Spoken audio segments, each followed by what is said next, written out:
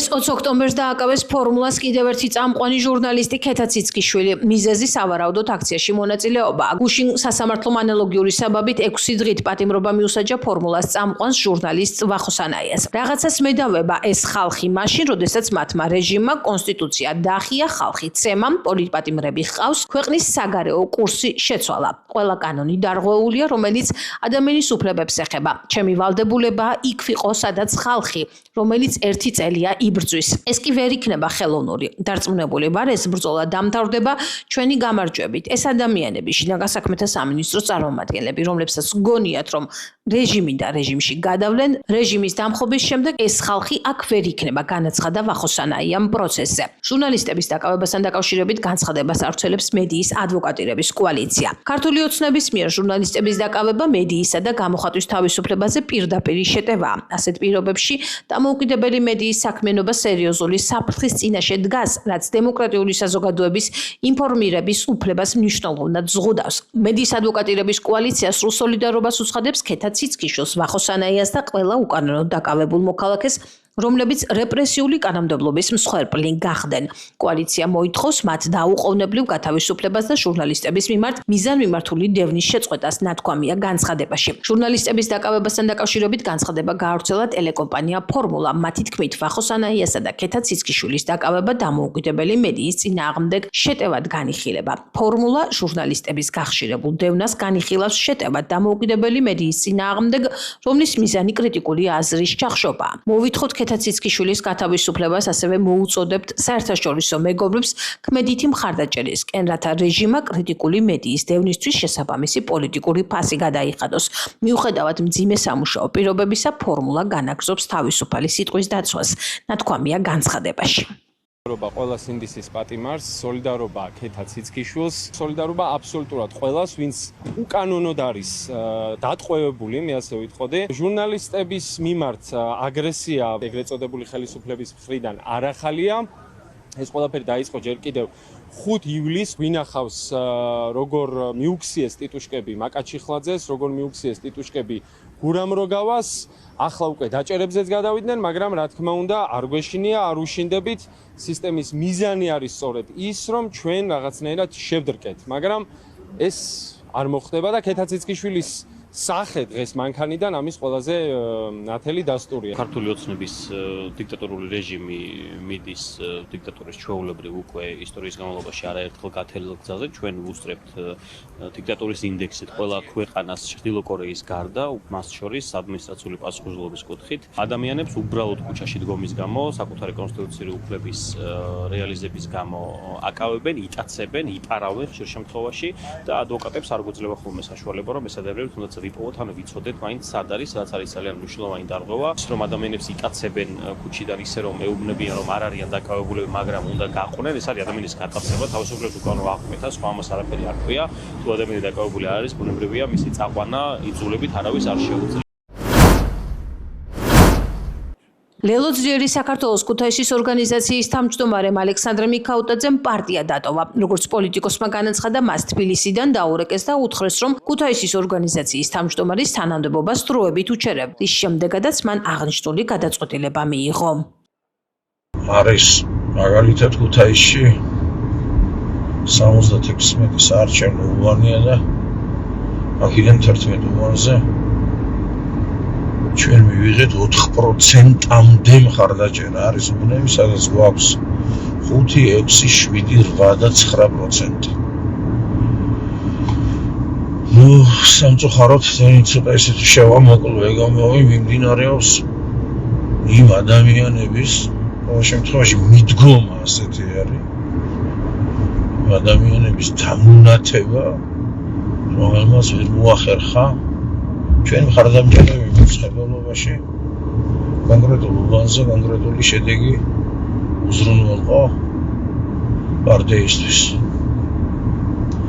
აღნიშნულმა გამოიწვია ჩემი და არაერთი ჩემი კოლეგის წინააღმდეგობა პარტიის ხელმძღვანელობასთან, ხაზგასმით, რავის ვიტყვი ობიექტურობისთვის, რომ აქ საქმე არ ეხება პარტიის დამფუძნებლებს და ხელმძღვანელებს, თუმცა მაღალი ახალი პარტიული თანამდებობის ადამიანები სამწუხაროდ აღნიშნულ საკითხებსა და სხვაგვარად უყურებენ რა. როგორც მოგახსენეთ რაღაც უფლება მოსილებაზე და შეჭრილი მაპატიეთ ჟარგონისათვის და რაღაც საჯარიმოში ჩამაყენეს რა, ესეთი შტრაფნოიში ესე რომ ვთქვათ ერთ-ერთმა პარტიული თანამდებობის ფირმა და კატეგორიულად მომთხოვეს რომ ესე რომ ვთქვათ ფილიში ჩავიდე და რაღაც ესეთი განწყობა მქონდეს მობოდიშებისკენ რა. არამც რა. გამომდინარე აქედან რა ვიცი ახლა არ არის პრობლემა რატომ იფიქრეს რომ ეს პარტიული თანამდებობა ჩემთვის არის ესეთი რაღაც რის გამოც გავიქცევი და ვიღაცას ფეხებში ჩაუვარდები ნამდვილად არ მესმის. ქუთაისში საჯარო ბიბლიოთეკისა და მოსწავლე ახალგაზრდობის პარკის რეაბილიტაცია იწყება. დაგეგმილია ნიუპორტის ქუჩისა და მისი მიმდებარე ტერიტორიაზე შენობების სარეაბილიტაციო პროექტების მომზადება. ამის შესახებ ქუთაისში ვიზიტით მყოფმა ინფრასტრუქტურის მინისტრმა რევას სოხაძემ განაცხადა. ვიზიტის ფარგლებში ნიუპორტისა და მიმდებარე ქუჩებზე შეფასდა არსებული არქიტექტურული და კულტურული მემკვიდრეობის შენობების მდგომარეობა და განისაზღვრა ძირითადი მიმართულებები შემდგომი სამუშაოებისათვის. ისტორიული და კულტურული ღირებულების შენობის მე-19 საუკუნის მეორე ნახევარში აშენებული ილია ჭავჭავაძის სახელობის საჯარო ბიბლიოთეკის რეაბილიტაციისა და რესტავრაციის პროექტის ფარგლებში გათვალისწინებულია შენობის კონსტრუქციული გამაგრება, არქიტექტურული იერსახის აღდგენა, შიდა სივრცეების განახლება და თანამედროვე სტანდარტების შესაბამისი საინჟინრო სისტემების მოწყობა. მოეწყობა მრავალფუნქციური სივრცეები, სადაც შესაძლებელი იქნება როგორც საგანმანათლებლო, ისე კულტურული ღონისძიებების გამართვა.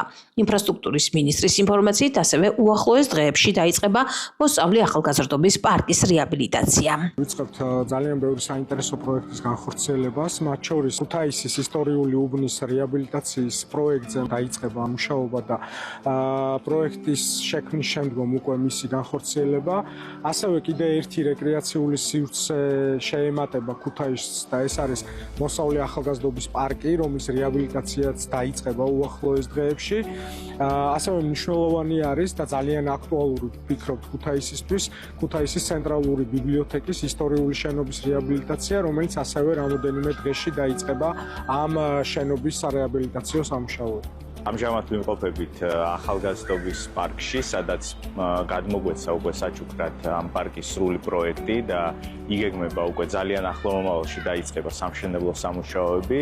ასევე ბიბლიოთეკის შენობის პროექტირება შეთანხმდა და უკვე დაიწყება ასევე სამშენებლო სამუშაო და ცალკე კიდევ ვიხილავთ ნიუპორტის და მთლიანი კვარტლის გეგმარებით და არქიტექტურულ კონკურსის საკითხებს, რომელიც უახლოეს მომავალში გამოცხადდება. ეს არის ქალაქისთვის ერთ-ერთი მნიშვნელოვანი ტურისტული ლოკაცია, რაც მისი რეაბილიტაციის შედეგად ჩვენ მოგვეცემა იმ საშუალება, რომ უფრო მეტი ვიზიტორი მივიღოთ ქალაქში და უფრო მეტი დაინტერესება მივცეთ ჩვენს სტუმრებს, რათა ნახონ ძველი ქუთაისი.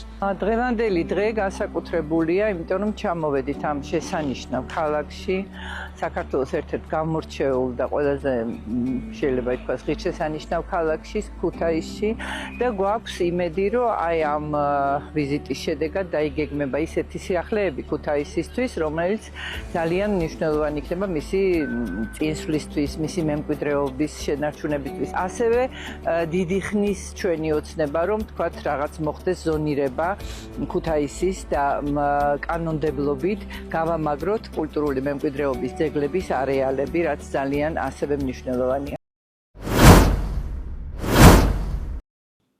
პარტია გახარია საქართველოსთვის ბოიკოტს წყვეტს და პარლამენტში შედის. გიორგი შარაშიძის თქმით, საკანონმდებლო ორგანოსა და საკრებულოების ტრიბუნების არ გამოყენება არამხოლოდ შეცდომა, არამედ დანაშაულია ქვეყნისა და ხალხის წინაშე. პარტიის გადაწყვეტილებას ეხმიანება გიორგი გახარია. დღეს ჩვენ პარტიამ საქართველოსთვის მივიღეთ გააზრებული და პრინციპული გადაწყვეტილება. გამოვიყენოთ ჩვენი მანდატები ქვეყნის მასშტაბით ადგილობრივ მუნიციპალიტეტებში, ასევე პარლამენტში, რათა დავიბრუნოთ პოლიტიკური სივრცე და ვიბრძოლოთ საზოგადოებრივი აზრისთვის. 2025 წლის ოქტომბრის მუნიციპალური არჩევნების და 4 ოქტომბრის ეგრეთ წოდებული მშვიდობიანი დამხობის პროვოკაციის მცდელობის შედეგებმა კიდევ ერთხელ აჩვენა, რომ ბოიკოტმა დააცარიელა პოლიტიკური არენა. დაუცველი დატოვა საქართველოს მოქალაქეები ქართული ოცნების რეჟიმის პროპაგანდისა და რეპრესიების წინაშე, გააზიარა მისი ავტორიტარული მმართველობა და გააღრმავა რადიკალიზაცია. ახლა ჩვენ ყველამ ერთად უნდა მოვიგოთ ქართველი ხალხის გული და გონება, რათა დავიცვათ ჩვენი ერის ცივილიზაციური არჩევანი,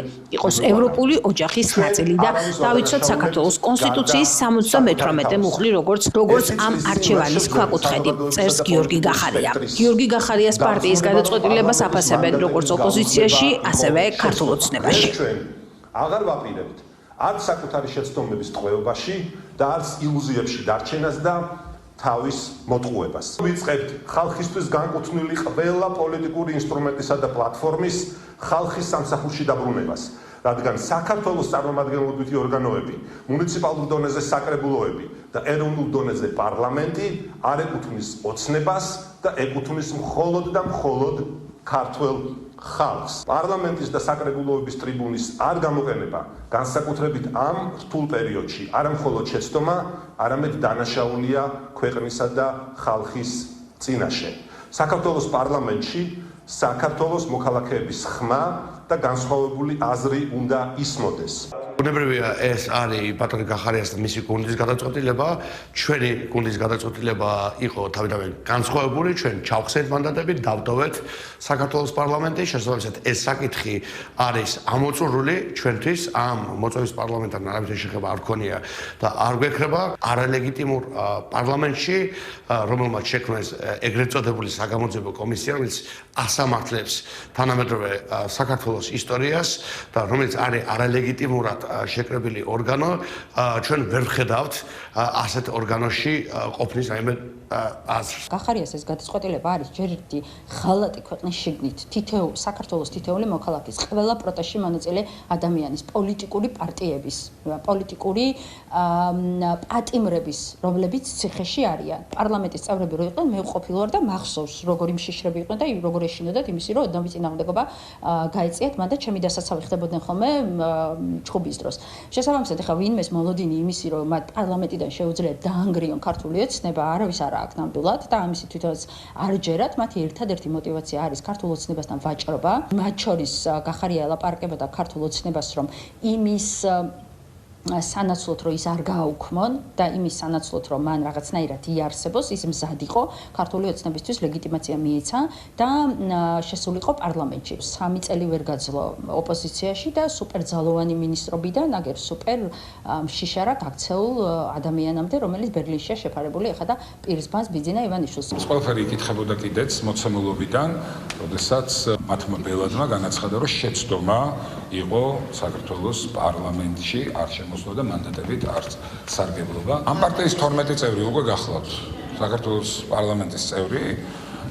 ისინი უბრალოდ არ გადადიოდნენ ამ დღემდე სხდომებზე. არც ამ ეტაპზე გვაქვს ჩვენ იმის იმედი, რომ რეალურ საკანონმდებლო საქმიანობაში ვინმე ჩაერთვება, თუმცა ისინი ალბათ უკვე აქ ახლოდან საპარლამენტო მანდატის ფარგლებში პარლამენტში გააჟღერებენ იმ სურვილებს და მიზნებს, რაც გარე ძალებს უცხოეთიდან აქვთ. 26 ოქტომბერი ახლოვდება და ყველა შევაჯამებ სარჯამში ერთწლიანი ქვეყნის ღალატის ისტორიას, რომელიც ჩაიდინას რამდენიმე რადიკალმა ჯგუფმა და NGO-ებმა და ეს ყველაფერი ამ ფიქრობ რომ ლოგიკური დასასრული არის აი ამ ერთწლიანი ღალატის ციკლისა, როდესაც თუკი ჩვენ ვიხილავთ გახარიას პარტიის წარმომადგენლებს ჩართულ საპარლამენტო ცხოვრებაში. უცხოეთიდან ნაკარნახევი გეგმა იყო, რომ უარი ეთქვათ პარტიებს, რომლებმაც მიიღეს მანდატი საპარლამენტო მანდატზე, ჩაახსნევინეს ეს მანდატები